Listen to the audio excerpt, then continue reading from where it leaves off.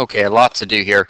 Uh, the equation we're going to create, we're going to graph it, and then we're going to talk about what each point in that graph line means. It's a very important skill. It helps you be able to interpret tables and data a lot better too.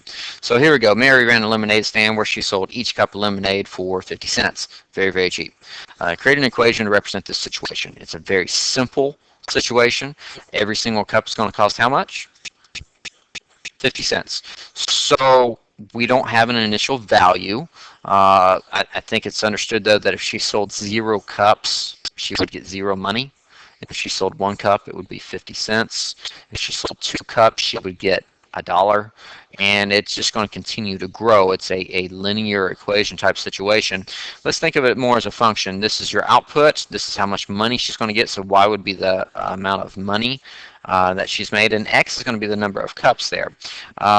If you wanted to put the plus 0, you can, but honestly, this would work right here. 50 cents times the number of cups that she sells. Our slope is 50 hundredths because that's what's multiplying your x. That's what we've learned in previous videos. And our y-intercept, when it's not plus or minus a number there, we just understood it's the same as plus 0. And that's what we had there earlier. So let's go and graph y equals 50 hundredths x. Our y-intercept is 0. So here we go. Right there at 0. I've already got the line graphed. I'm just filling in the points of how you would do it. Our slope is 0.50 or 50 hundredths. Put a 1 under it. This is poor math, but let's go up 50 hundredths and over 1. Up 50 hundredths and over 1. And because I've got my y-axis at a rate that matches my slope, oh my goodness, it makes it so much easier. I don't have to find the halfway point in between. It works out beautifully. And I would encourage you that when you make your graph from scratch, please, please, please make your y-axis and your x-axis scale adjusted to what is easier to find the places for. Let's go back and show you a little bit of good math, though, about how to find the slope. Do you remember back when we talked about rational and irrational numbers that a non-repeating decimal is rational? Well, how do we make it into a fraction? You look at the place value. Let's see, that's the hundredths place, so I would put that on the bottom of the fraction, and this would go on top. So 51 hundredths simplified down is 1 over 2. Guess what? My slope is 1 over 2, or, gee, half, or 50 hundredths. So I would go up 1 and over 2. Up 1 and over 2. Up 1 and over 2. Up 1 and over 2. So there's different ways that you can find the slope.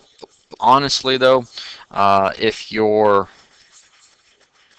axis is set up in a way that makes it easy, and you have the choice of making that, I kind of like the shortcut of just thinking of it like this. Hey, it's 50 hundredths over positive 1.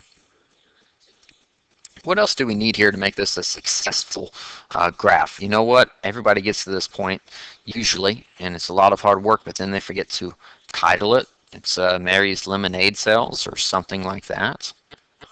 It's the idea of telling us, hey, what's this graph talking about? What's these numbers? What are they? What's it represent?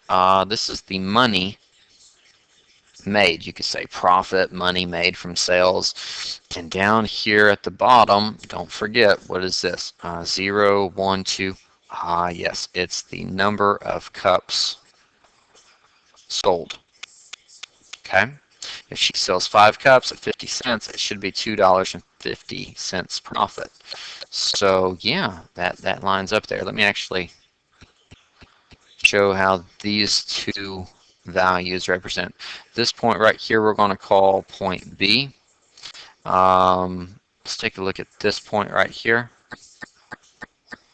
We're going to call it point C, and you see that at $4 it matches up to 8 on the x-axis. And finally, let's go back here and we'll use 0, 0 for point A. So let's go and answer what these 3 points mean. Point A. Well, let me use yellow here for point A. I'll show it better. Point A, the ordered pair is 0, 0. This is the x, this is the y. So So x-axis is number of cups sold. So at point A, it means 0 cups sold, 0 money made, because the y-axis is talking about the amount of money, so the y value tells us how much money is made. The x value is on the x-axis, so that tells us how many cups were sold. At point B, let's see, that is 5 cups sold for $2.50, or 2.5. So this one, let's do a little bit more work here. That means 5 cups of lemonade sold. I'm just going to write 5 cups sold because it's hard to write on here right now. And what does this 2.5 mean? Well, that's the amount of money. So we don't say 2.5 money. We say $2.50. So we adjust it to what it means. $2.50 was made from these 5 cups. So always remember, this y value is part of an ordered pair, and it's connected to its x value. They're joined together. It's a tandem point on here. $2.50 was made because there were 5 cups sold. So let's look at this again. Right here, we're talking about point B. Right here, that means 5 cups sold, $2.50. And then this last one, point C, well, let's see. If there's 8 cups sold, that means it's $4 on the y-axis. So coming over here again, 8 cups sold, $4, literally means 8 cups sold, $4 made. Now, keep in mind, this is in shorthand. If you're really wanting to treat this with respect, you would write something like, hey, at point C, the ordered pair 8-4. So at point C, the ordered pair 8-4 represents that 8 cups of lemonade were sold and $4 were made from the sale of those cups. That would be a way that you could succinctly put it into a sentence or two. Now, where we made this y-axis the way that made it beneficial to us and easy to graph it, we can also do it in any number of ways. You can put it up by going up by 25-cent increments. You could put it in $5 increments, and then you'd have to kind of estimate where you would graph it. There's no rule set of how you should number your y-axis or even your x-axis. The main thing is that you go for easiness to read. I think we would all agree that this is a little bit harder to read, that, hey, these 25-cent increments just don't work for us because it's supposed to be 50-cent increments. And so this is a little bit harder to read, whereas when we had it here, ooh, this is a lot easier to read. Find something that's easy to communicate the data. You're not trying to make people's life harder. You're trying to make it easier to get them the context of the situation, because sometimes the graph is all that you have.